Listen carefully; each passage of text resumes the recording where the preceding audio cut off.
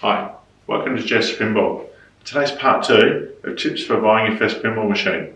Today I'm going to get into the detail of things to have a look for.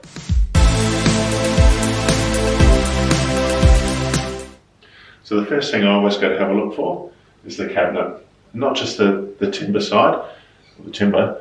I look underneath, I look at all the hardware that goes with it, lockdown bars, the mechanisms work, does the coin door open, is there keys for the back box, keys for the coin door.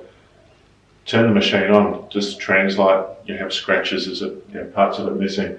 The back plastic, is that broken? Is it original? Is it what it should be? The artwork, is it scratched? Is it torn? Is there dents in the machine? Is it worn out? These are the sort of things to have a look for. When it comes to the cabinet, look for the corners. They can break apart, can pull apart. You've got a lot of weight and pressure on the legs during play, especially on an older machine. So these are things to have a look for. Again, they're not always critical. They're not always going to stop you from buying a machine, but they may actually help when it comes to negotiating price. So it's something to really have a look at. So the second area for a pinball machine I have a look at is the playfield. And I'm not just looking at the base. I'm looking at things like wire forms, it's all the plastics, all the ramps, pop bumpers, making sure everything's there. I've looked at a number of machines over the years that are missing bits and pieces of broken plastics. Again, not the end of the world because these things can normally be sourced and put in later, so not something to be too concerned about. However, it does drive price and it comes down to your value. If the playfield has major wear on it, where the artwork's actually worn out, then that's up to you to make a decision on, am I comfortable with that, can I repair that? Is there an overlay that can actually go across and cover that off? So there's a number of different options there, but things to really have a look at. Just don't take it on the seller's face value that it's 100%, it's all correct, and then you get it home and actually start playing it and you start noticing things. Try to find that when you're looking at your machine up front. I normally take a torch with me. I can highlight across the playfield, start to have a look. Look for things where there's screw holes, nuts or bolts that might be missing. It could be an indicator that something was there that's no longer there. They might be easy to find, may not be easy to find. So again, have a really good close look at that when you're looking for your first machine. Next stage for me is test the machine.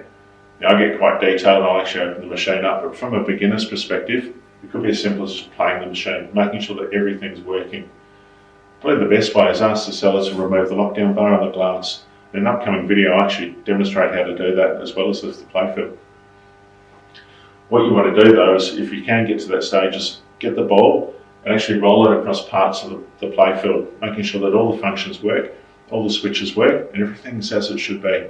It's the simplest way from a beginner's perspective to actually test the machine. If a switch isn't working or the drop-down target isn't coming up, again, they're not necessarily only big things to fix, they can be. However, it gives you an opportunity to test the machine out. So for me, the next area I look at is the electronics boards in the back box. Word of warning, before you actually access this area, make sure the machine's unplugged from the wall and there's no power going to the machine. These are high voltage and very dangerous, and I don't actually recommend entering this sort of area unless you know what you're doing. The areas I look for is batteries. Is there any batteries installed? Have they caused any damage through leaking? They can eat away some of the traces and tracks and cause a lot of damage if they haven't been replaced over the years. The other area I'm looking at is the connectors. Are there burnt connectors or anything there that indicates years of heat that might need replacing? Finally, I'm also looking at capacitors. I'm looking for capacitors that are bulging, they're potentially leaking. Again, just a sign of age.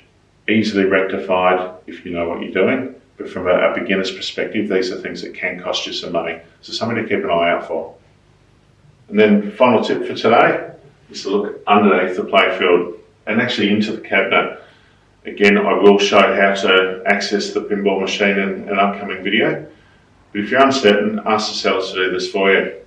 Key areas again is looking for damage, looking for wear, potentially missing components under the playfield, and then actually access into here, looking to make sure that all the seams in the corners and all the cabinetry is 100% and correct. Again, if there are issues, they can be rectified, but it's good to know up front what you're actually getting yourself into.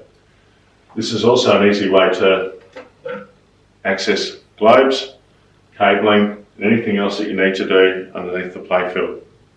Good luck with your quest and finding your first pinball machine. Hopefully these tips have been helpful. If you've liked the video, please hit the like button below. Don't forget to subscribe to our channel. We'll have more tips soon. Bye.